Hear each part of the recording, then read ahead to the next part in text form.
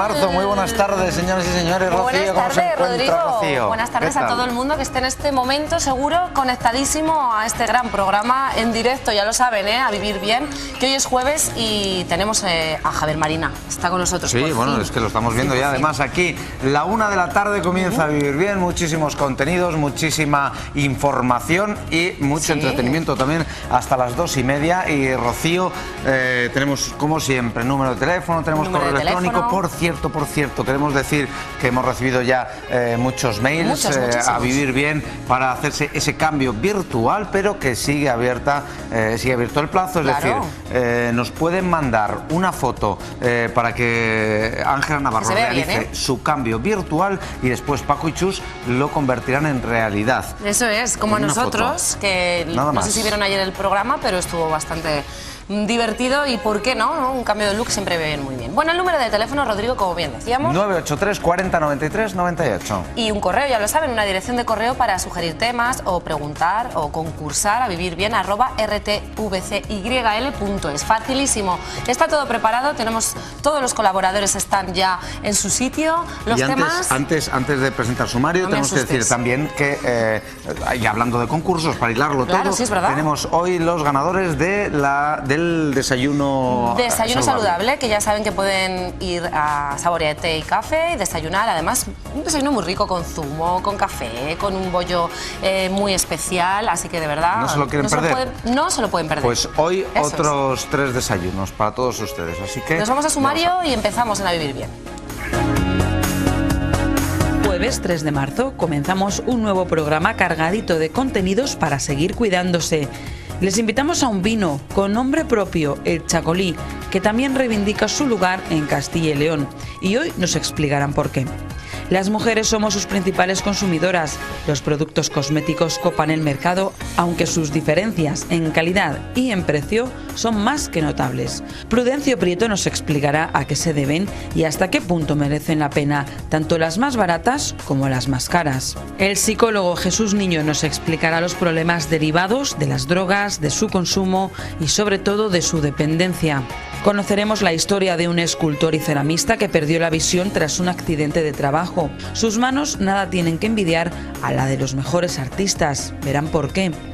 Nos relajaremos con Tai Chi, disfrutaremos de un té, todo ello y más de la mano de los mejores profesionales de la salud y el bienestar, como cada día en A Vivir Bien. Muy completo el programa de hoy, con un té muy especial que les va a gustar a todos nuestros espectadores, porque además viene muy bien, como ya se acerca la primavera, el verano y todo eso, les va a venir genial porque es un quemagrasas y luego se lo contaremos, Rodrigo. Pero muchos más temas y comenzamos hablando de un tema que interesará a todas las mujeres que estén embarazadas, a todas sus parejas y a todas las personas que quieran quedarse embarazadas, como es la cesárea. Hoy Javier Marina, ginecólogo, muy buenas tardes. Buenos días todavía, ¿no? Buenos días, buenas tardes. Nosotros siempre decimos buenas tardes. Y sí, es un tema que interesa sobre todo a todas aquellas mujeres que están embarazadas o que piensan en estarlo alguna vez, y evidentemente también a sus parejas. Ha cambiado además un poco, ¿no?, la visión del sistema de cesárea, ya no es tan lo peligroso como era antes. No, peligroso. El problema es que antiguamente, antiguamente en medicina es hace muy pocos años, pero hace 30 o 40 años la verdad es que sí que se hacían muy pocas cesáreas, se tendía a la vía natural y pues se consideraba un poco arriesgado, medio tragedia el tener que hacer una cesárea. Hoy casi es al revés, como lo comentaremos. Ahí, aparte de que se programen, hay muchas mujeres que incluso te la piden. Eso es. ¿Presentas tú el vídeo? Presentaremos el vídeo y luego ya comentamos. Vamos a verlo.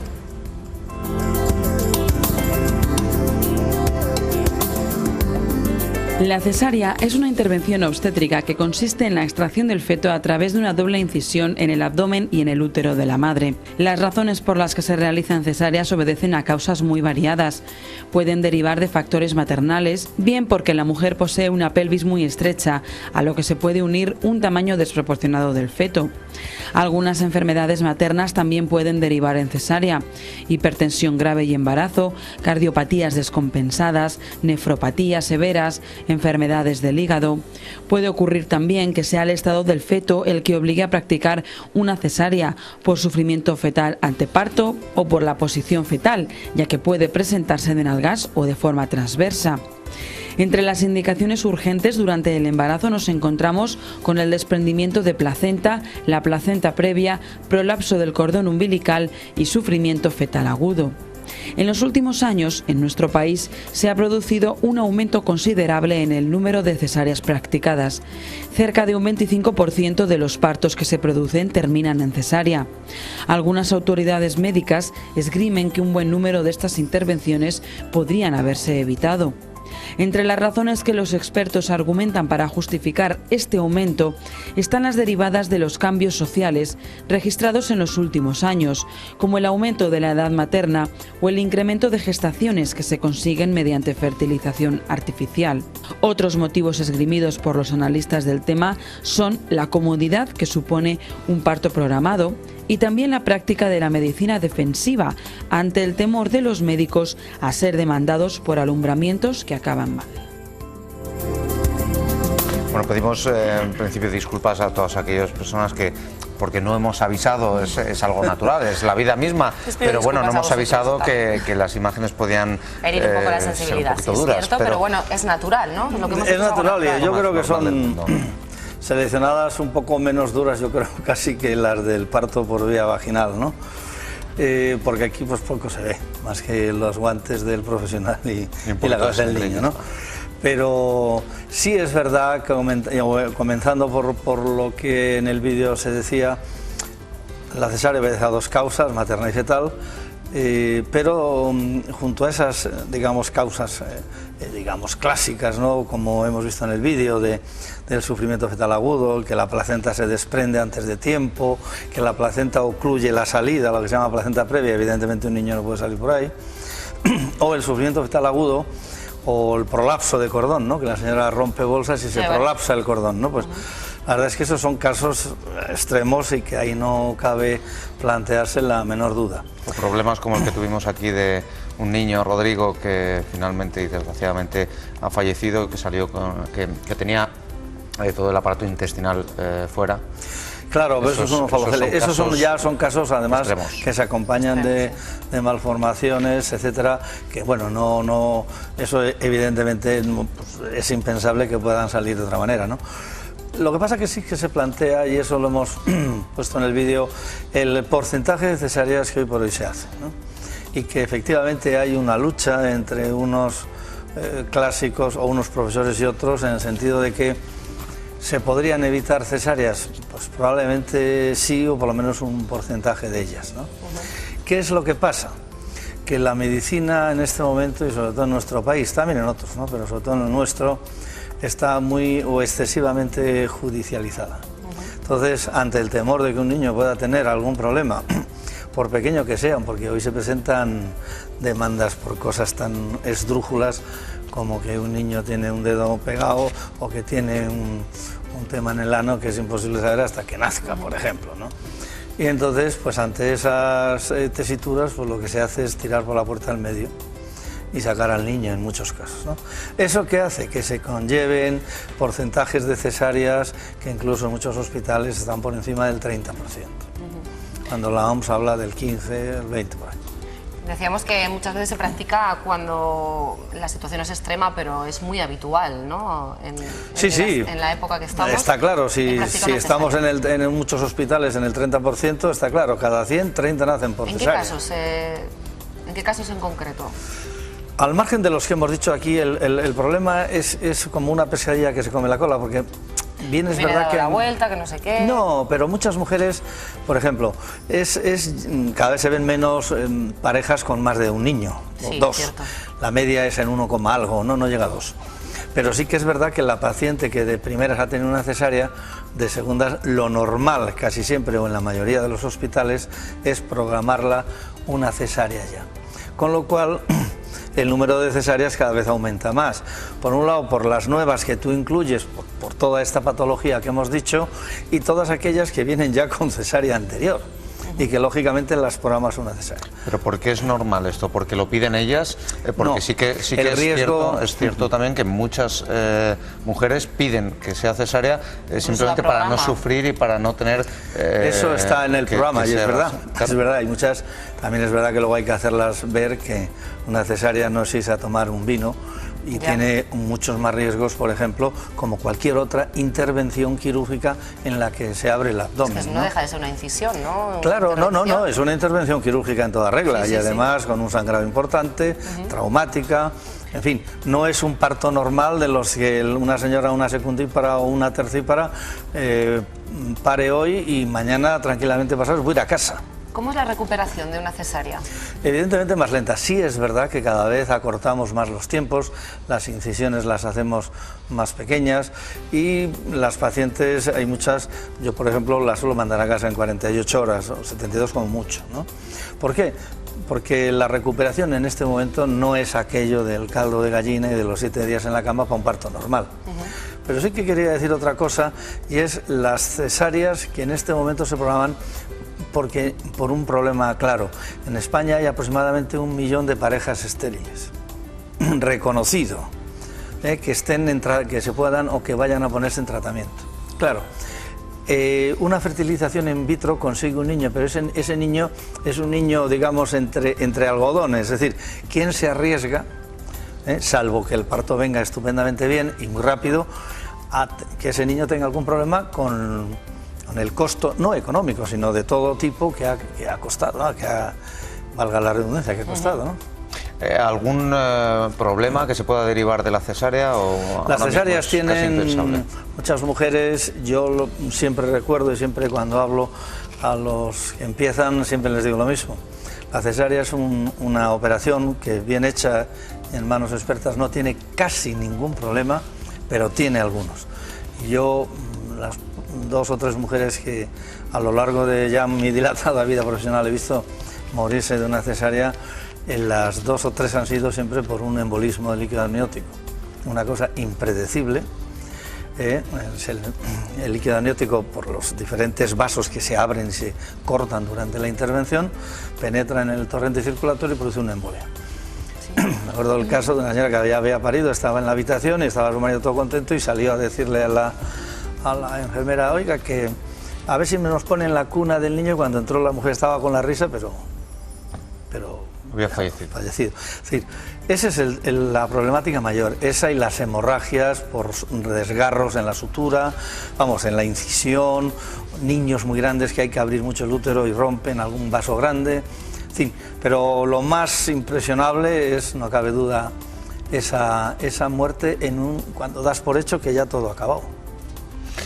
En fin, bueno. Pero bueno, hay que pensar y hay que animar a la gente a que se tengan niños, porque la verdad es que en España necesita muchos niños. Por último, Javier, la cicatriz es mínima y en este momento se hace rasurando el vello del pubis, es decir, donde luego vuelve a crecer ese vello y sobre todo hacemos suturas intradérmicas y que no llevan puntos, con lo cual al cabo de un tiempo, si la encarnadura, como decían las mujeres antes, de esa paciente es buena, pues prácticamente ni se nota la cicatriz al cabo de un tiempo. Pues luego te puedes poner el bikini, ¿no? Perfectamente. Y no bikini. Nada, porque no se ve. Pues Javier, Marina, muchísimas gracias. Javier. Muy bien, muchas gracias y hasta la siguiente. Hasta el jueves que viene. Bueno, pues nada, hablando de cesáreas, de partos, bueno, un tema bastante agradable, ¿no? Sí, claro que sí.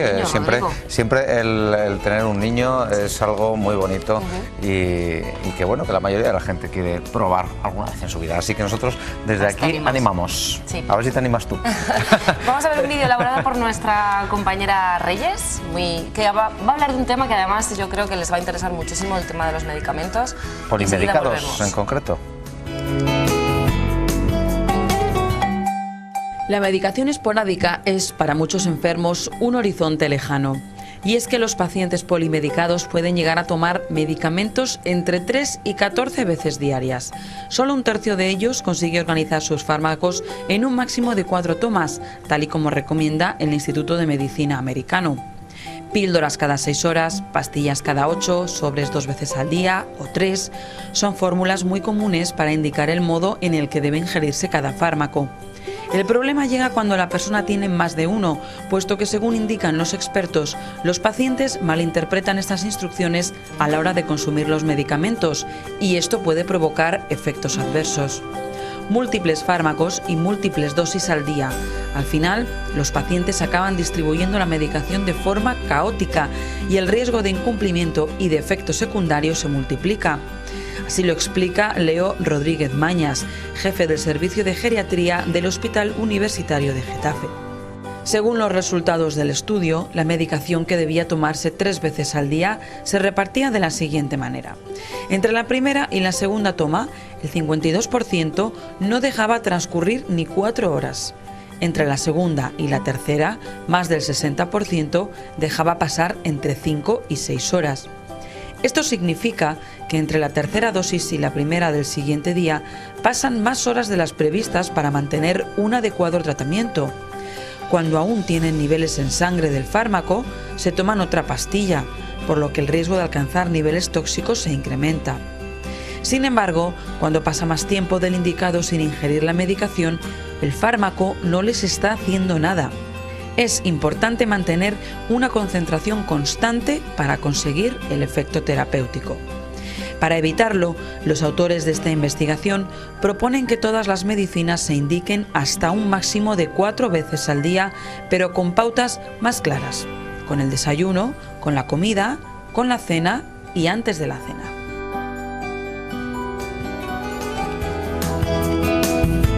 Bueno, pues después de este vídeo nos vamos un par de minutitos a publicidad. Un par de Volvemos minutitos. enseguida, vamos a hablar de un líquido elemento Sí, muy bueno. que a priori mucha gente piensa que no tiene que ver nada con Castilla y León, pero sí lo tiene que ver, ¿eh? Sí que tiene que ver y además luego nos vamos a relajar. Así que por favor, vuelvan enseguida, ¿eh? Hasta ahora.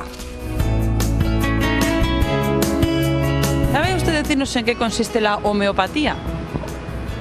Pues en este momento no te puedo decir. Son pastillas como para adelgazar y cosas de esas. Sí, hombre, lo he estado haciendo para adelgazar. Entre otras cosas, sí, o para alguna vez para fumar también, sí, sí. ¿Lo has probado alguna vez? Mi mujer. Bueno, a mí me lo recetó un médico y era para quitarme unos dolores.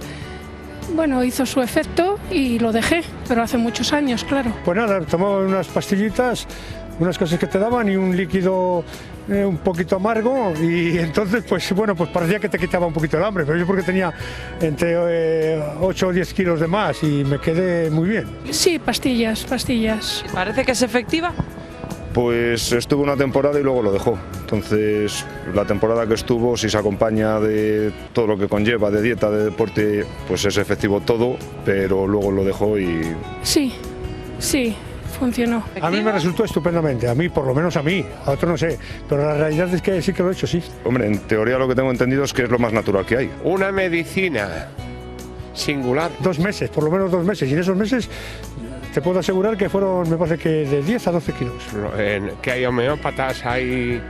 ¿En qué consiste una medicina? Pues en hierbas, cosas de esas, ¿no? Yo creo que era sano, sí, porque además son cosas que, oye, está todo registrado, no hay ningún problema al respecto y me pareció fenomenal todo.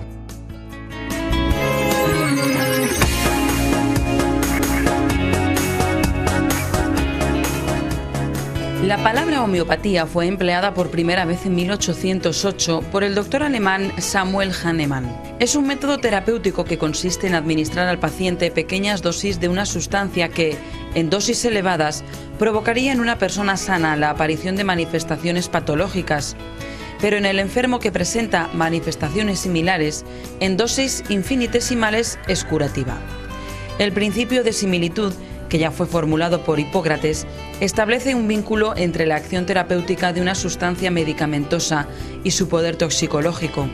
Consiste en administrar a un enfermo una sustancia medicinal que, en dosis fuertes, podría provocar, por intoxicación, un conjunto de síntomas análogos a los que presenta en su enfermedad.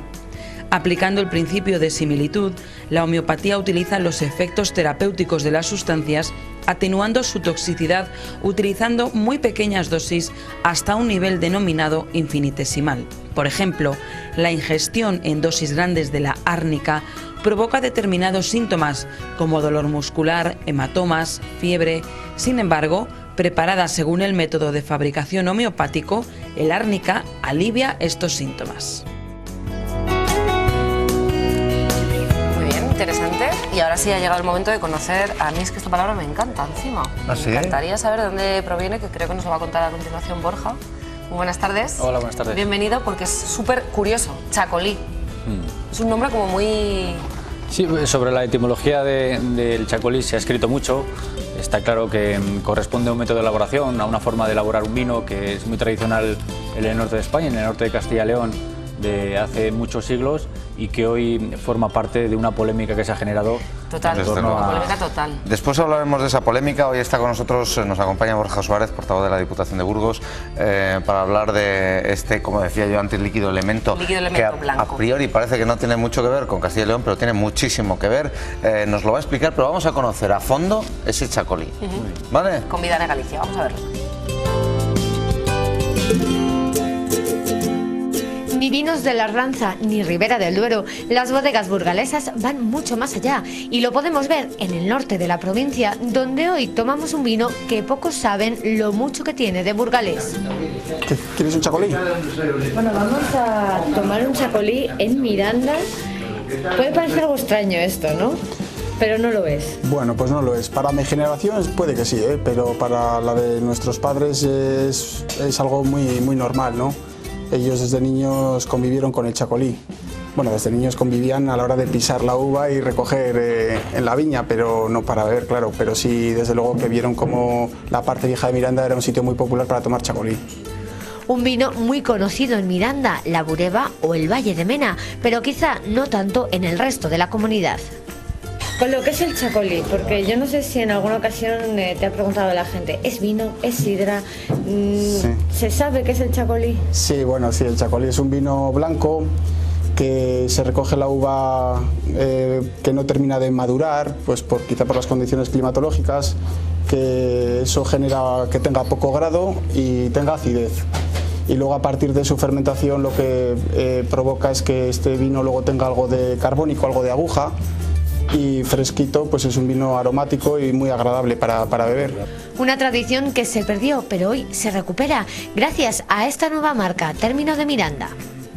Hemos intentado ser el eco de todos esos bodegueros de lo que es el Alto Ebro, ¿no? El Valle de Mena, la Bureba y Miranda, y hemos intentado pues demostrar que tenemos derecho a hacer chacolí, a hacer un producto que siempre ha sido tan nuestro como puede decir uno de Guetaria. Y claro que lo tienen, porque la tradición manda y la historia, dicen, se repite.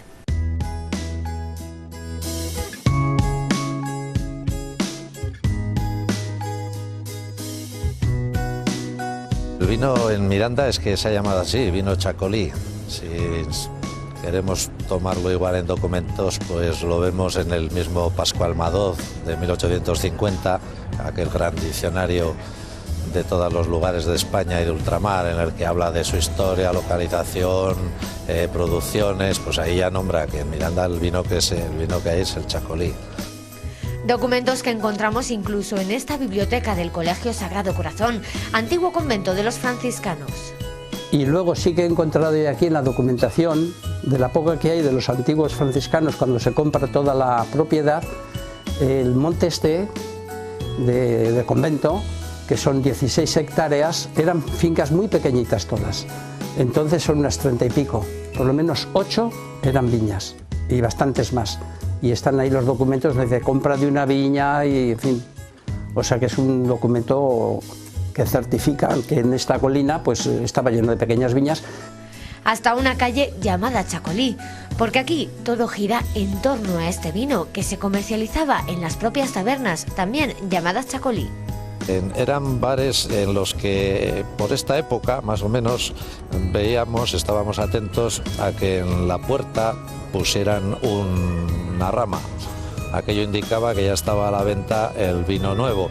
Y no eran locales como ahora, desde luego no pasarían sanidad ni por asomo, porque eran locales que muchos de ellos durante el año estaban habilitados para otros menesteres, eran cuadras, eran almacenes. Yo recuerdo estar tomando el vino sentado en el pesebre donde lo habían limpiado un poco y allí te tomabas el vino acompañado de una sardina arenque y estabas más feliz y comentabas este año qué agujilla trae, y así hasta que se terminaba la cosecha.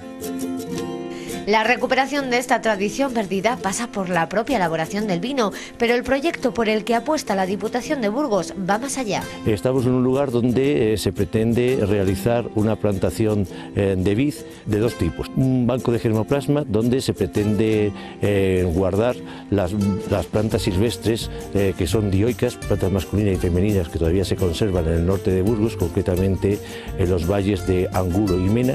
Luego se pretenden recoger todas aquellas variedades tradicionales, las viníferas tradicionales del Chacolí, de la zona, y aquí, aparte del banco de germoplasma, se empieza a poner una parcela experimental con las variedades tradicionales de la zona.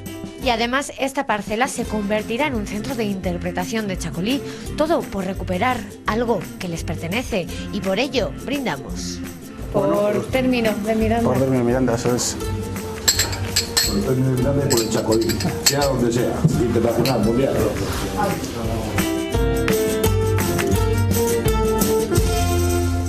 Bueno, muy bueno el reportaje, me ha gustado. Mira que queda extraño una vasca como Vidane probando Chacolí de Castilla y León, en concreto de Miranda, y le ha gustado además mucho.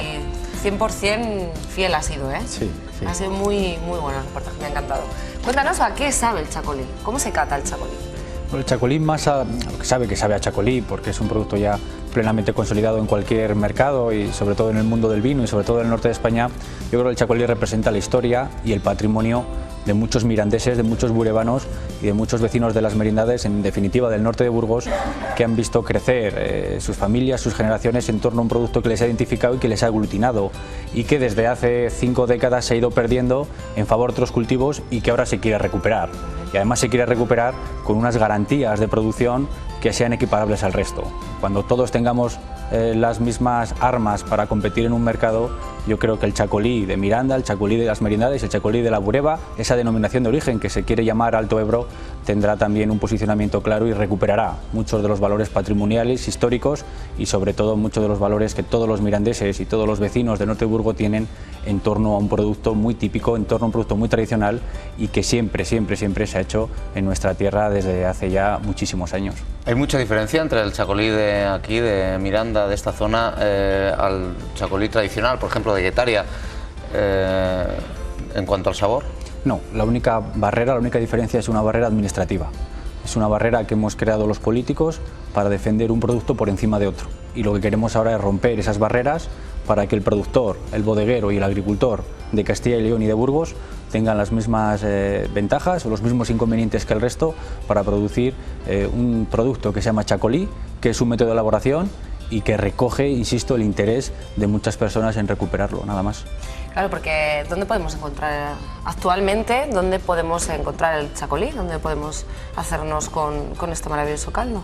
Bueno, lo que otrora era un mercado vinculado a todo el pueblo, vinculado a todas las villas, vinculado a todas las poblaciones rurales y no rurales del norte de Burgos, hoy no existe. Hoy existe una producción residual, testimonial, que recoge, eso sí, que ha permitido mantener un nexo de unión entre lo que fue el Chacolí y lo que pretende ser ahora, pero desgraciadamente no hay una comercialización que llegue a toda la demanda que solo el mercado burgalés está pidiendo a raíz de reivindicar el espacio del Chacolí burgalés dentro de los vinos de calidad que tiene el país y que tiene Castilla y León y que tiene también el País Vasco, ¿no? Lógicamente. Igual que el vino, la polémica también está servida. ¿Cómo avanza esta polémica? ¿Se va a resolver pronto? ¿No se va a resolver pronto? ¿Vamos a tener Chacolí definitivamente en Castilla y León o no? Yo creo que sí. Y de hecho ya empieza a haber Chacolí en Castilla y León, ya se empiezan a comprar derechos para hacer plantaciones de uva vinculada a la producción de Chacolí y ya se empiezan a romper esas barreras que entonces han impedido denominar Chacolí a lo que siempre se llama Chacolí, aunque vaya en contra del sentido común. Y el primer paso, que es fundamental, es el de unir las fuerzas de los partidos políticos, tanto en la Diputación de Burgos como en el Parlamento de las Cortes Regionales, a través de diferentes mociones, a través de diferentes proposiciones no de ley que han significado la unión de todos en favor de defender la producción de chacolí. Y ese es un paso fundamental. Si en este momento empezamos a echarnos los trastos unos a otros, haríamos flaco favor a lo que realmente interesa, que es generar un espacio de oportunidades tanto a agricultores como a bodegueros, como a los que lo tienen que comercializar, en torno a un producto que siempre ha sido nuestro. A partir de ahí, quien quiera generar polémica, y en este caso es el Gobierno vasco, defendiendo o tratando de blindar una producción exclusivamente al territorio vasco, yo creo que carece de sentido común y que nosotros, de forma humilde, pero de forma también muy contundente, vamos a defenderlo en cualquier mesa y en cualquier reunión. Lo mejor que podría pasar ahora es que el mismo acuerdo que ha habido entre formaciones políticas en Castilla y León llegue también entre gobiernos autonómicos tanto del País Vasco como de Castilla y León. Ahí está, en este caso, la petición de reunión para tratar muchos temas por parte del gobierno regional, por parte del gobierno del presidente Herrera con el gobierno vasco, y ahí está también la negativa hasta ahora del gobierno vasco a sentarse. Esperemos que esto fructifique en una reunión, en unos acuerdos y en un marco de posibilidades igual a productores vascos que a productores castellanos. ¿Con qué podemos acompañar para terminar el chacolí? ¿Con qué producto? Bueno, el maridaje del chacolí es con muchos. Yo creo que además, y eso también hay que ponerle la medalla a quien la tiene, que en este caso son los productores vascos, han desarrollado un producto en el que la propia comercialización la han derivado a muchos maridajes, a muchos productos, a cocina tradicional vasca, también a cocina tradicional castellana, y por lo tanto el chacolí se puede acompañar de muchos platos y se puede acompañar de muchas comidas y sobre todo de muchas reuniones. Bueno, pues decir uno sería un atrevimiento por mi parte porque ni soy cocinero, pero sí que me gusta comer.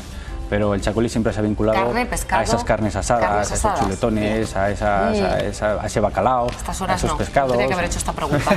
Pero a muchos productos. Lo mejor es probarlo, lo mejor es degustarlo, y lo mejor también es entender que esto es labor de todos, el defender lo nuestro, y en este caso el chacolí es tan nuestro, tan castellano, tan castellano-leonés como cualquier otro producto de esta tierra. Borja Suárez, portavoz de la Diputación de Burgos, un placer tenerte con nosotros. Y yo quiero desde aquí también hacer un llamamiento a todos los amigos, siempre amigos del País Vasco que nos están viendo, políticos y demás, que igual que ellos apelan de forma lícita, supongo, a la historia para muchas cosas, nosotros también queremos apelar a la historia y que ellos hagan un poquito de caso, porque el chacolí también es muy nuestro, ¿verdad? Y está muy rico. Así que nada, vamos de cata, pero de otra cata, no tiene nada que ver con el chacolí. Como todos los jueves, es habitual ya en A Vivir Bien, existen numerosas infusiones y tés que vienen muy bien para el organismo y para la mente, Rodrigo. Eso es, té, bueno, ¿qué té? No te lo quiero decir. Bueno, pero sí que es quemagrasas, ¿eh? Así que esto para empezar con esta operación bikini nos viene estupendo. El té y luego el tai chi y lo tenemos hecho. Y muy atentos también porque al finalizar este reportaje les haremos una pregunta para que ustedes, 3 de ustedes, puedan tener un desayuno saludable. Muy fácil hasta ahora.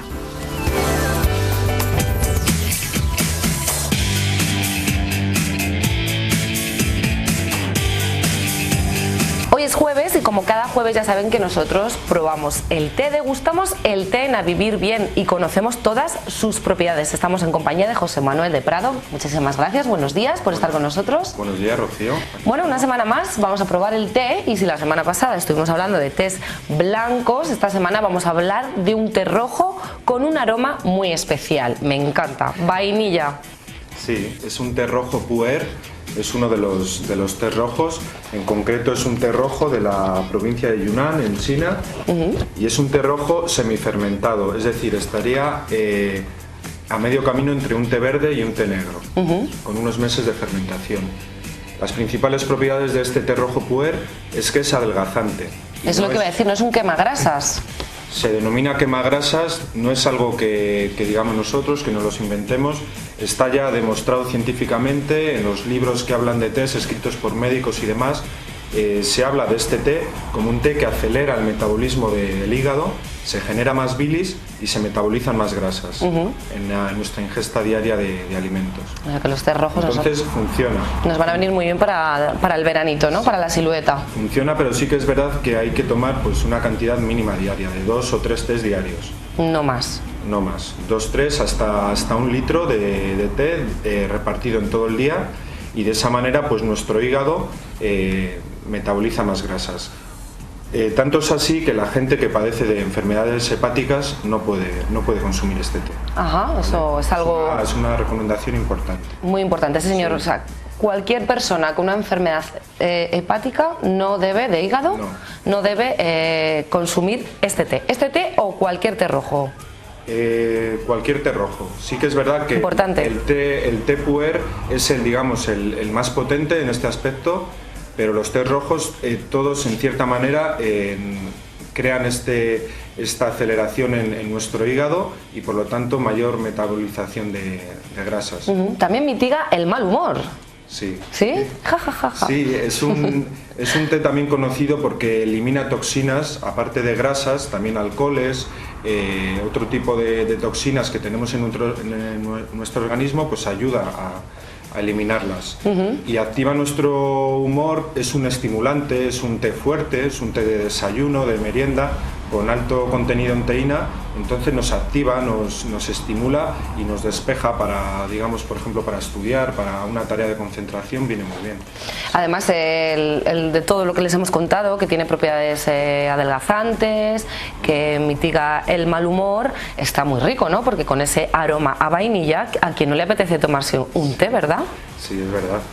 Lo podemos tomar en estado original, como cualquier té, o con mezcla de otro tipo de aromas. En este caso, pues con unos trocitos de rama de vainilla que le da un toquecillo muy rico. Lo vamos a probar. Seca primero, vamos a ver el té, porque a mí esto me parece muy curioso, señoras y señores. Sí, si os acordáis observen. De otras semanas, pues no se parece en nada a lo que hemos visto otras semanas, del té blanco, del té verde, etcétera. Entonces, en este caso ya es la hoja de té verde, ha sufrido un proceso de fermentación entre medio año y un año, ha cogido este tono rojizo marrón y bueno, pues aquí tenemos un té rojo puer con los trocitos de hoja y las hojas enrolladas fermentadas. El mismo sistema a la hora de la ingesta, es decir, la preparación igual, con un reposo de unos 8 minutos para luego degustar.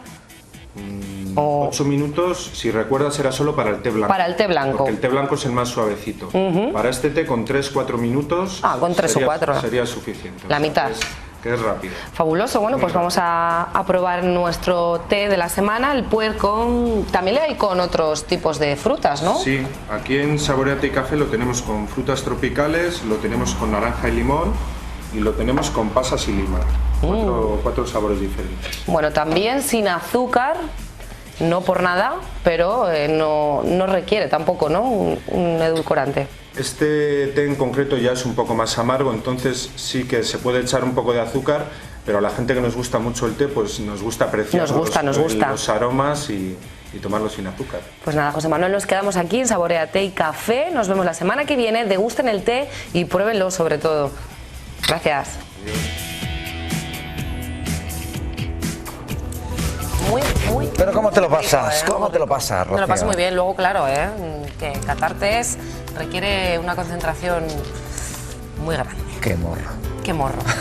Bueno, vamos a sortear. Vamos a sortear otros 2 desayunos saludables. Ay, se me han olvidado. Bueno, ahora después de publicidad les damos los nombres de las ganadoras, porque son 3 chicas. Son 3 chicas y hoy vamos a... Bueno, ¿sorteamos 2 o sorteamos 3? Pues lo que tú nos digas. Con todos los que hay.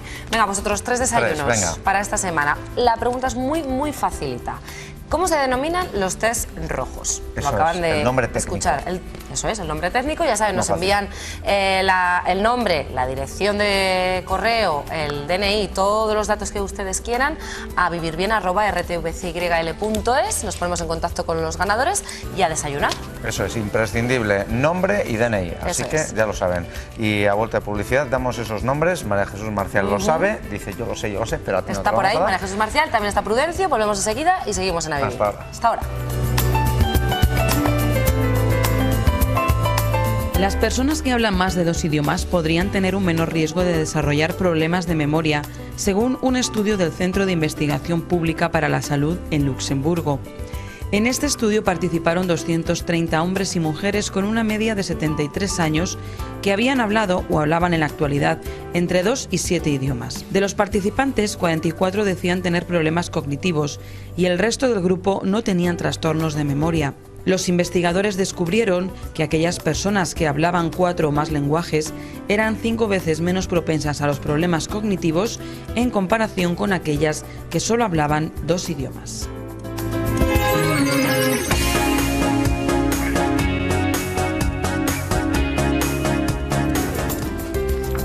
Lo tengo ya, está Prudencio, ya lo han visto, pero antes de presentarles tengo aquí los mails de las 3 primeras chicas, las 3 primeras personas, por otra parte, que nos mandaron la respuesta correcta a nuestro correo electrónico, a vivirbien@rtvcyl.es. Me imagino que ya estaremos recibiendo esos correos, pero ahora les digo, han ganado 3 desayunos saludables: Carolina Rey, Rosana Pardo Ciruelo y María Martín, que contestaron correctamente a la pregunta que les hacíamos la semana pasada, cuál era el té que tratábamos, que era el té Paimután, y en esta ocasión tienen que responder cómo se llama, cuál es el nombre técnico del té rojo.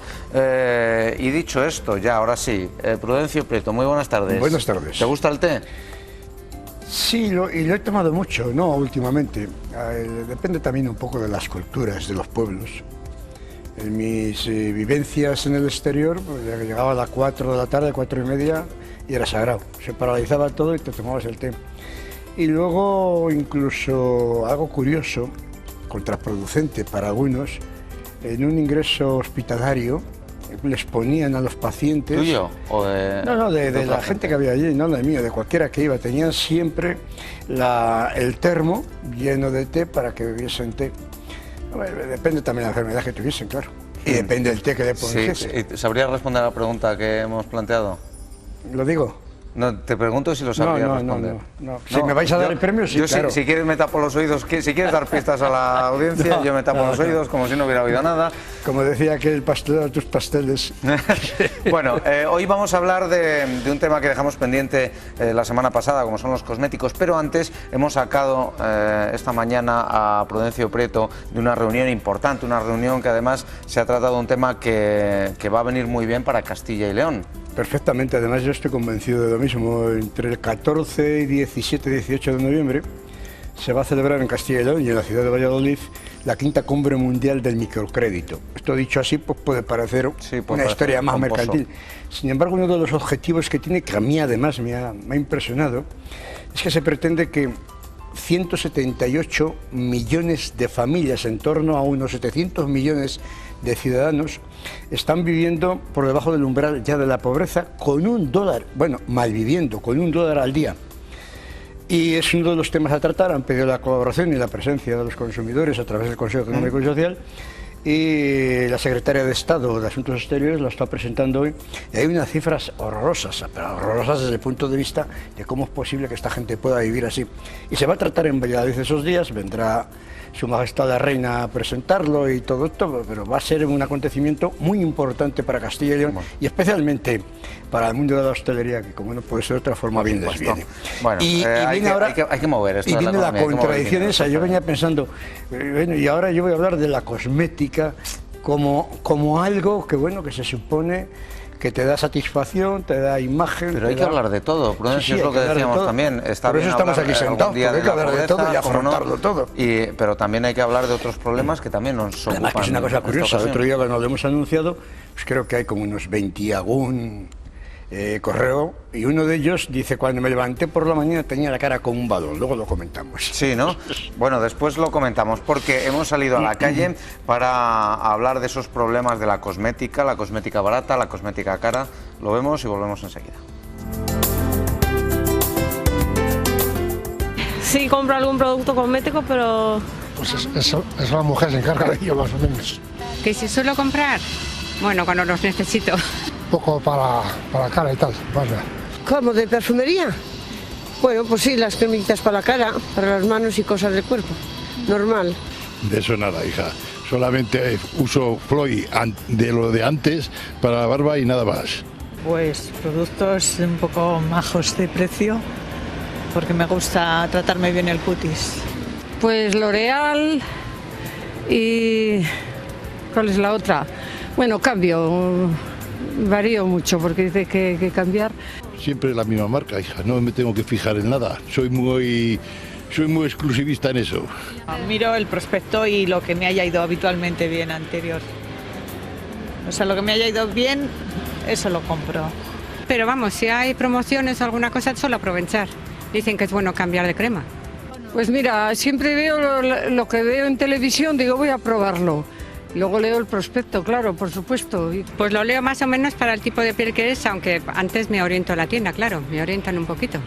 Pues sí, por supuesto. Solo leer el prospecto y con los ingredientes que tiene. Por supuesto que no siempre. Si una cosa la conozco ya, pues no lo leo tanto.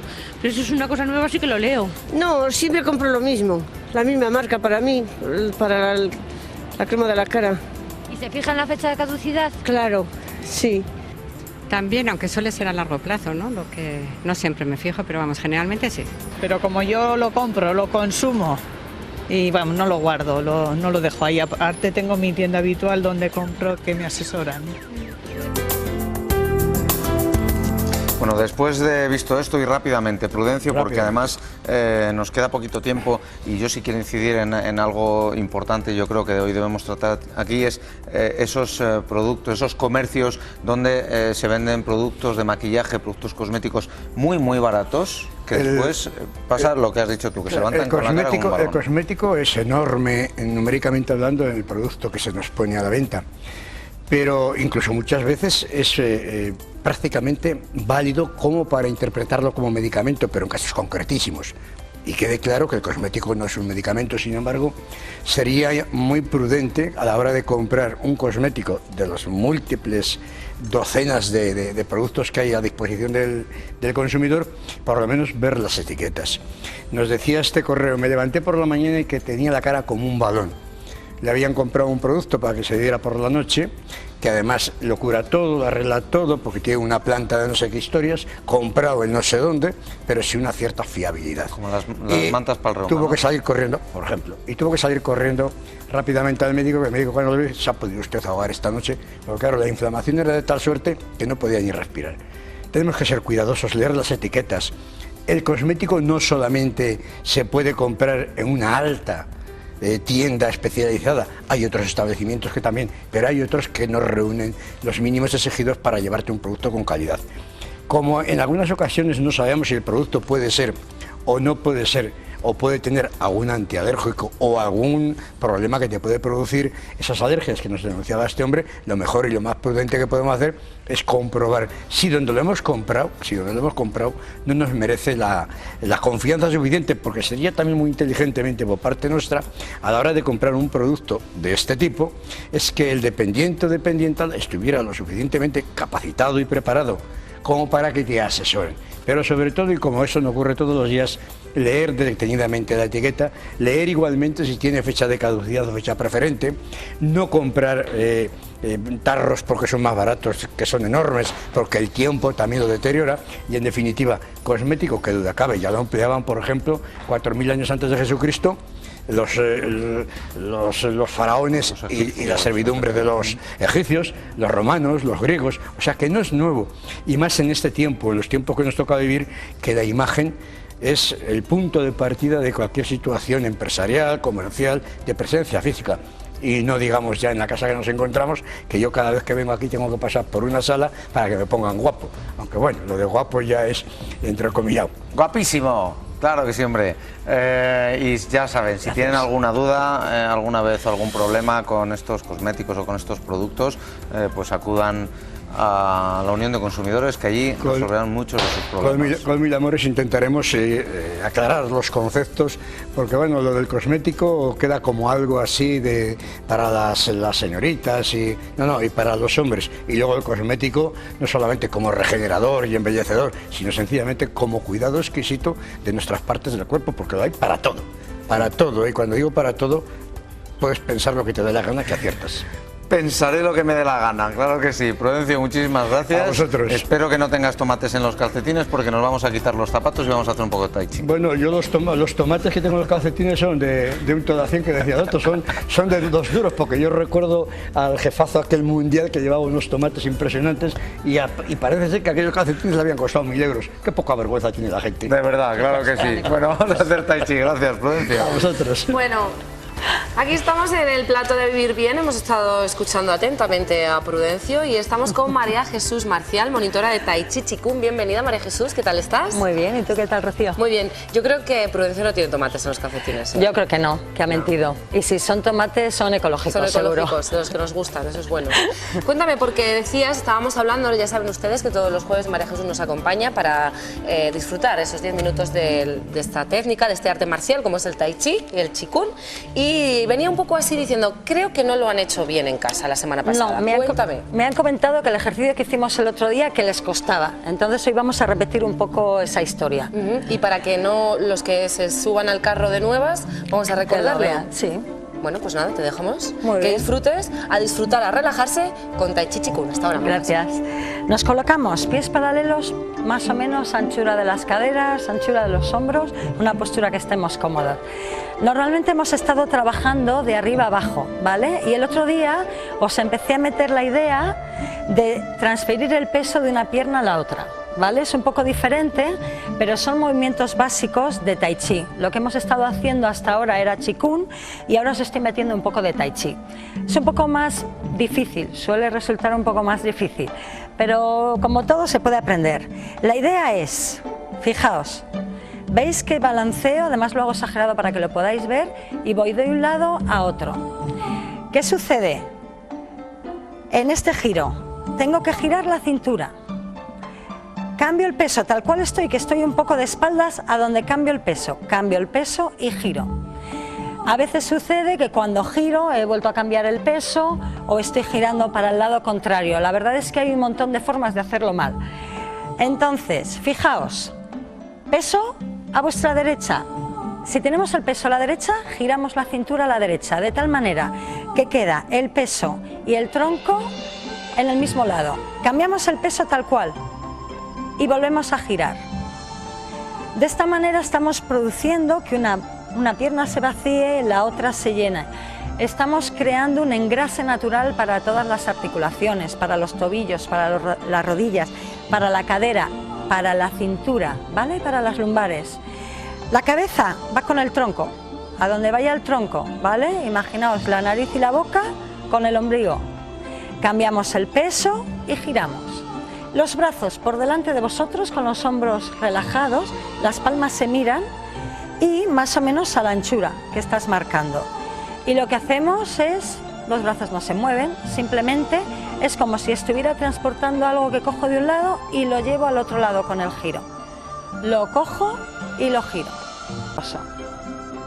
A partir de este movimiento surgen todos los movimientos de Tai Chi. En Tai Chi, aunque aquí lo estamos haciendo estático, nos movemos a la derecha, a la izquierda, al frente, atrás, pero podemos coger todos esos movimientos, hacerlos con pies quietos, siempre y cuando vayamos cambiando el peso de una pierna a otra. El sacro apunta a la tierra, el peso hacia abajo, hacia la tierra, y la coronilla como si estuviera suspendida desde el techo. De esta manera las cervicales y la parte media de la espalda permanece estirada sin tensión. Cambiamos y giramos. De aquí nace el movimiento que hacíamos el jueves pasado, manos como nubes. Al cambiar el peso, se eleva la mano del mismo lado, cambio el peso y después giro. Fijaos que mis brazos se mueven siempre con referencia a mi centro, a mi tronco. No muevo los brazos independientemente. Cambio y giro. Cambio y giro. De vez en cuando, sacro a la tierra, coronilla suspendida, porque sin querer voy cambiando la postura. Las rodillas siguen al frente. Donde apuntan los pies, ahí están las rodillas. Con lo cual lo que estoy haciendo es movilizar la cadera, movilizar la cintura. Movilizo la cadera, movilizo la cintura. Los brazos separados del tronco. Más o menos la mano que sube a la altura del pecho, a la altura del corazón, a la altura de la garganta como mucho. El codo no sube. Al mantener el codo abajo, mantenemos en relajación el hombro. Si levanto el codo, se va a producir tensión, así que lo mantengo ahí. Los dedos separados y abiertos. Fíjate, la mano sube siguiendo tu eje central. Giras cambias y giras.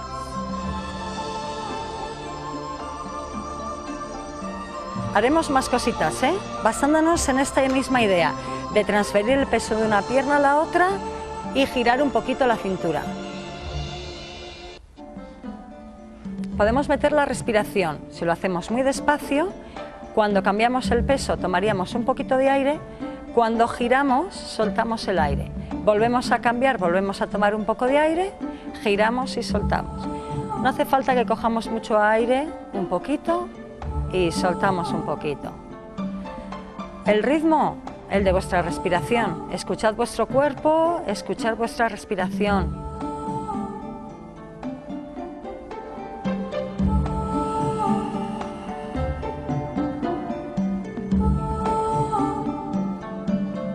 La mirada un poco por encima de la mano que tenéis arriba, ¿vale? Pero la mirada lejos. No nos miramos directamente las manos porque crea tensión en las cervicales. Ahí, coronilla suspendida, sacro a la tierra. Hundimos el peso hacia abajo, hacia la tierra y giramos la cintura. Cambia el peso y gira.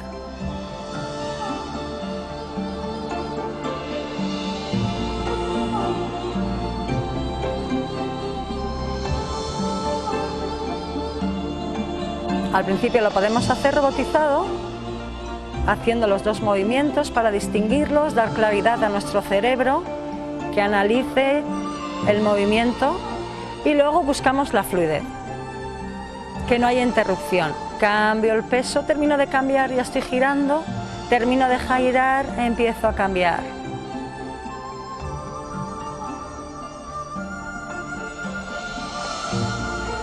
Una vez que la habéis cogido es muy agradable. Calma la mente, decíamos el otro día.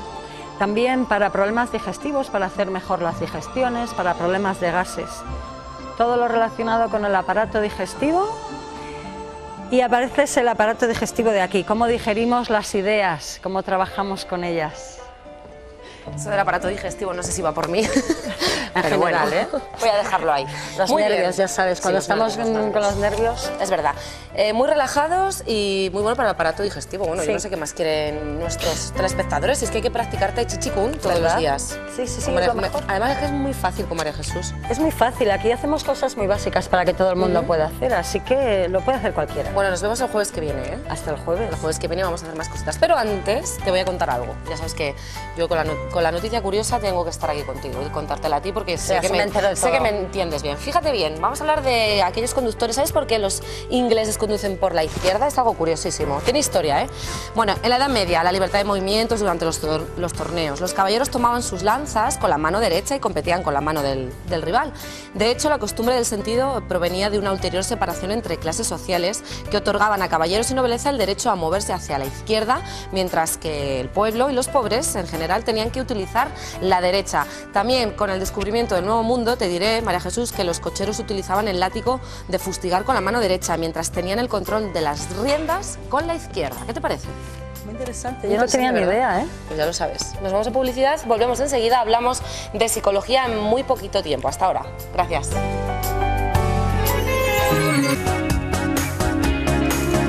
Bueno, regresamos, estamos de vuelta, un poquito más de lo que pensábamos, pero ya estamos aquí para hablarles de nuestra sección de discapacidad.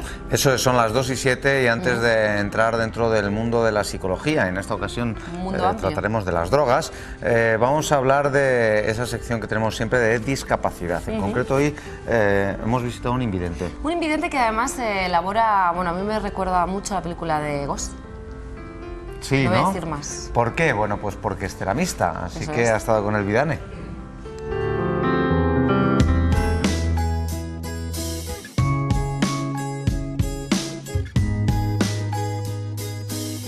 A él le gusta decir que vive de noche. Daniel Calvo veía el nacer hasta que de repente dejó de hacerlo. Se quedó ciego muy joven, pero eso no le impidió seguir viviendo y descubriendo nuevas aficiones que nos desvela en su ciudad natal, Palencia. Estamos paseando por la calle Mayor de su ciudad natal, Palencia. Cuéntanos un poco su historia. Bueno, pues nací casi a los pies del barrio del Cristo, casi a los pies del Cristo, en una familia humilde, A los 12 años entré en una escuela elemental de trabajo, en la especialidad de ajuste y forja. Todo va bien, como a esa edad va todo. Entré a trabajar en el parque móvil, todo iba bien, 16 años, 17 años, y ahí ya vino lo grave. Ahí es cuando perdió la vista, ¿no? Un hierro al rojo vivo, se clavó en el ojo izquierdo, por oftalmía simpática se pasó la infección al derecho y ahí empezaron todos los problemas en cuanto a la vista. Costaba mucho, al principio todas las ilusiones se vinieron abajo, porque entonces con 17 años sueñas con todo, ¿no? Te quieres comer el mundo. Perdió la vista, pero desde luego no la ilusión por vivir. Supongo que es difícil, pero entonces usted también encontró nuevas aficiones, ¿no? Sí, por supuesto. Desde crío yo creo que he tenido tendencia a los trabajos manuales. Al quedarme ciego, pues me vino estupendamente el ir a Sabadell, porque había un grupo de ciegos conmigo, a los que con los mismos problemas que yo. Y si yo pensé que si ellos ciegos lo podían hacer, yo no podía ser menos. Y eso me dio pie para, cuando vine, empezar a trabajar, digamos que por mi cuenta, con el barro. Que allí no es que te enseñen el barro para ser un artista, sino para manipular, mover las manos, agiliza la memoria, desarrolla el tacto. Lo que está claro es que desde entonces descubrió una pasión, y si ahora estamos en la calle Mayor de Palencia no es por casualidad, es porque aquí a mano derecha tenemos una de sus obras. Creo que la más importante. La Castañera. Sí, la Castañera. ¿Cómo surgió esta obra de arte? Bueno, pues por mediación de MUPLI, una asociación de discapacitados, hicieron un catálogo y entonces me presentaron una figura, una fotografía para el catálogo. Cuando la vieron en el ayuntamiento dijeron que había que ponerla en la calle. Me temblaban las piernas cuando me dijeron que haría una cosa así. Un orgullo desde luego que tener una de sus obras aquí en la calle Mayor. Pero desde luego no es su única obra. Yo sé que en su casa tiene también muchos otros trabajos. Sí, pero ya esas son pequeñitas y están en barro, o sea, en cerámica. No creéis que hay muchos en casa, porque si tendría todos los que he ido haciendo, tendría que salirme yo a la calle. Los demás están en el taller del hijo, que me dice que no les haga muy grandes y que no haga tantos, porque entonces le voy a invadir el taller a él. Bueno, pues pasa, considérate como en tu casa.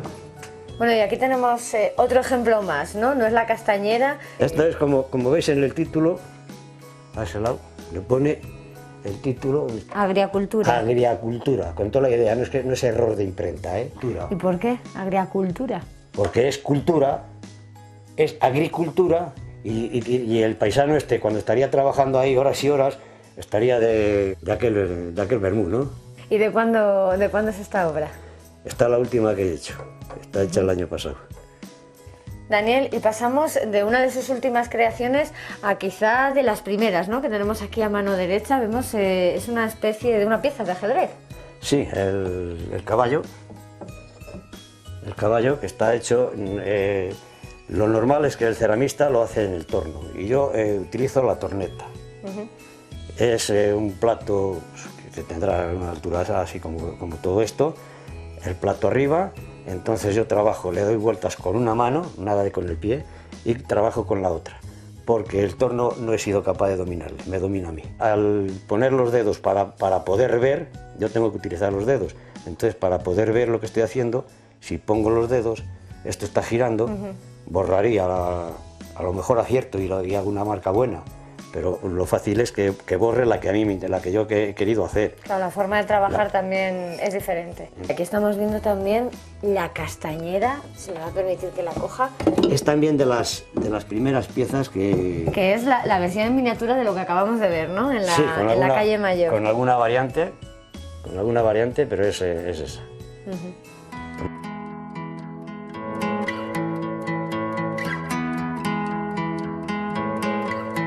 De aquí han salido todas las obras que hemos estado viendo, de esta cocina. Pues no todas, porque cuando estuve en el local de la 11, entonces ahí... Pero muchas de ellas, ¿no? Sí, de aquí. Sí.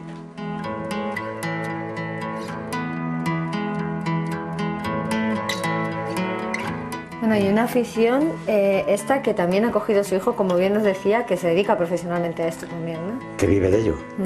Él me dice, me echa a mí la bronca, porque dice que yo soy artista. Él es artesano. Porque dice que yo hago lo que me da la gana. Si lo hago, lo hago, y si no lo hago, no lo hago. Y así seguirá haciendo lo que quiere, pero queriendo todo lo que hace. Auténticas obras de arte, como bien ha dicho él. Impresionante. Si lo hago, y si no, no lo hago.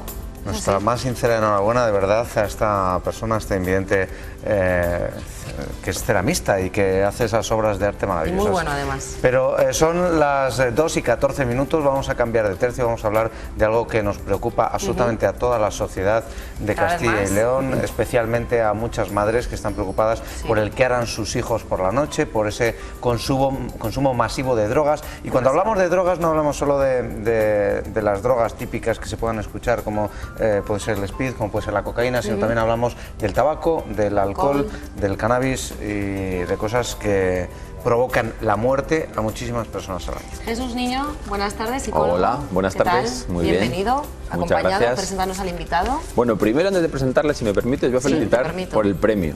Muchísimas gracias. El premio que os dieron el viernes pasado, el Colegio Oficial de Psicólogos de Castilla y León.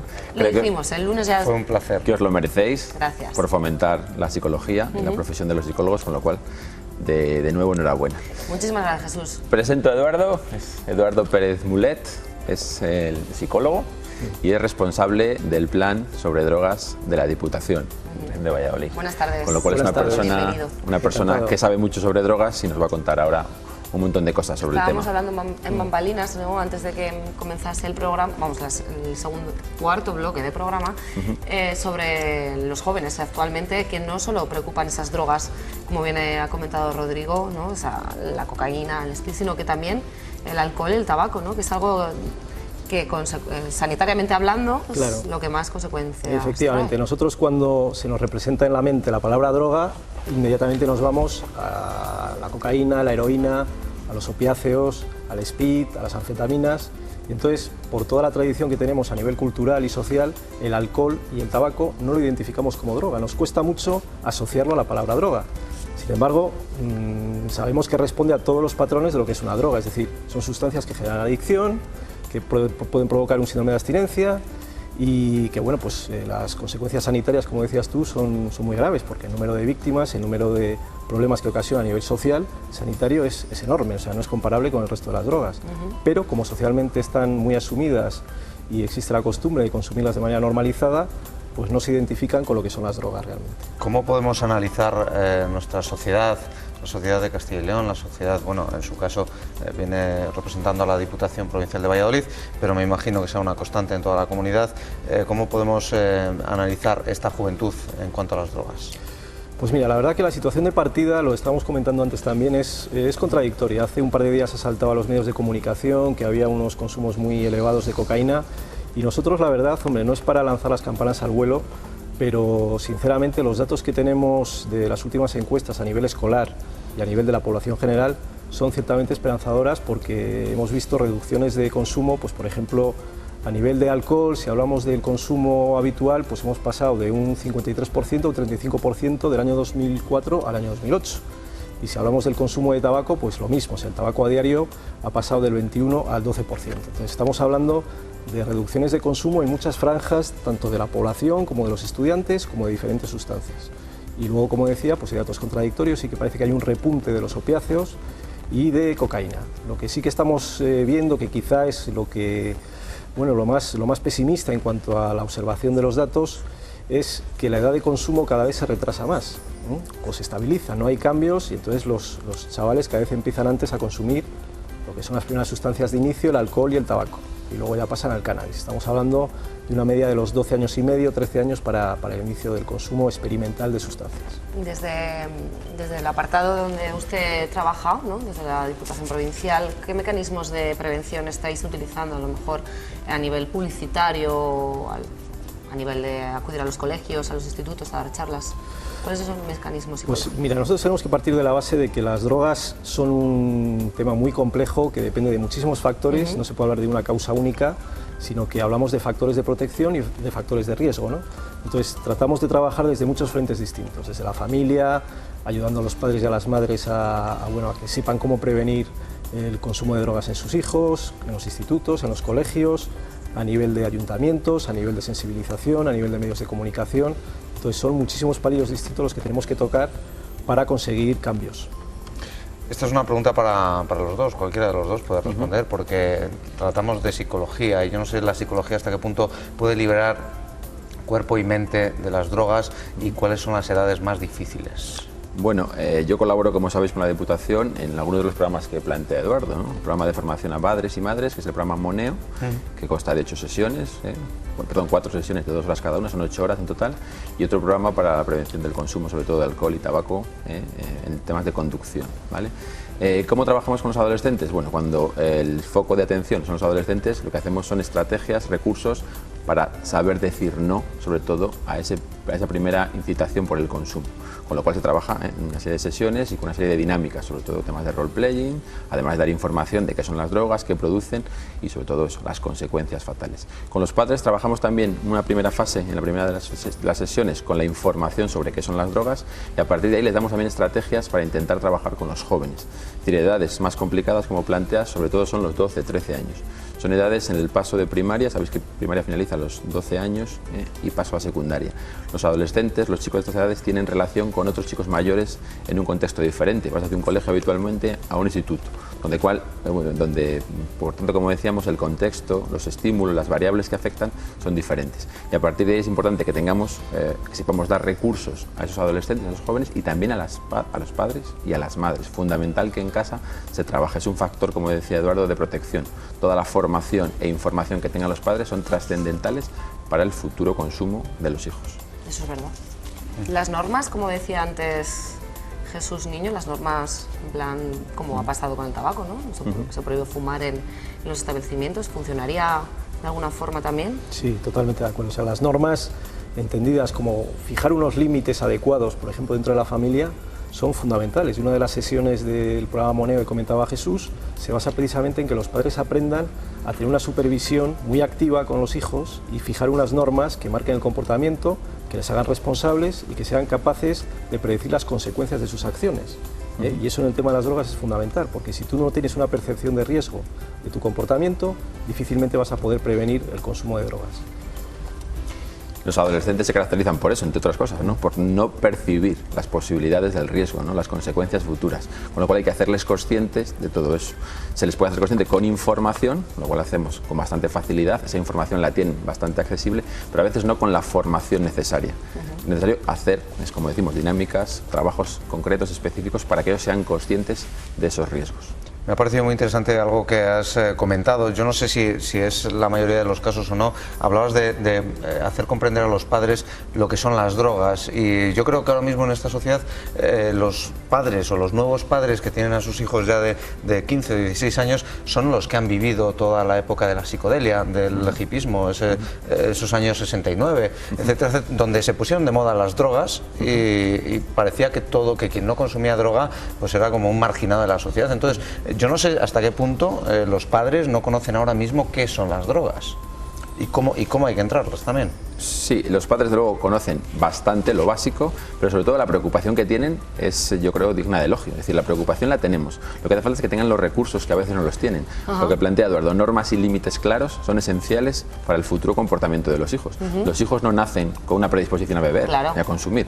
Les hemos enseñado, les hemos favorecido o les hemos a veces impedido ese consumo. Con lo cual es clave esa sesión que decimos de normas y límites. Hay una llamada de teléfono, tenemos poco tiempo. Hola, ¿qué tal? Buenas tardes. Hola, buenas tardes. Hola, Sonia. Dinos. Cuéntanos. A ver, mira, tengo un niño de 7 años. ¿De 7 años? ¿7 o 17? 7. Sí, y ya empieza más o menos a preguntar. Más que nada porque tiene una tía pues que fuma porros. Entonces empieza a preguntar. Y yo más o menos, por experiencias personales, no por mí, por mis primos, lo he visto y no sé cómo explicárselo. ¿Cómo tratarlo? ¿Cómo tratar el tema con 7 años? Claro.